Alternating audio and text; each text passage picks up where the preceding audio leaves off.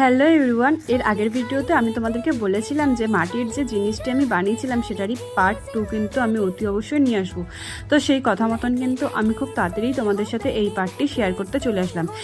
এই পাটে কিন্তু আমি তেমন একটি কিছু করিনি, যেমন একটি পদ্ম পাতার রং হয়, একটি ব্যাঙের যেরকম গায়ের কালার হয় আর একটি পদ্ম ফুলের যেরকম কালার হয় ঠিক তেমনটিই কিন্তু আমি রেখেছি। রংটি কমপ্লিট হয়ে যাওয়ার পর কিন্তু আমি ভার্নিশ ইউজ করেছিলাম, যেটি তোমাদেরকে আমি ভিডিওর মাধ্যমে দেখাতে পারিনি।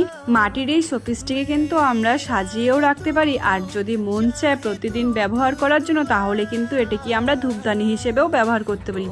ও হ্যাঁ, তোমাদেরকে কিন্তু এই জিনিসটি আমি বলতে একদমই ভুলে গেছি, এটি রং করার আগে কিন্তু আমি খুব সুন্দর করে শুকিয়ে নিয়েছিলাম। আর এটাকে কিন্তু আমি শুকিয়েছি ঘরের টেম্পারেচারেই, খুব একটু কিন্তু রোদে দেয়নি, কারণ খুব রোদে দিলে কিন্তু এটাকে ফেটে যাওয়ার ভয় ছিল। আর পুরোটা কমপ্লিট হয়ে যাওয়ার পর তোমরা বলো তো কেমন হয়েছে।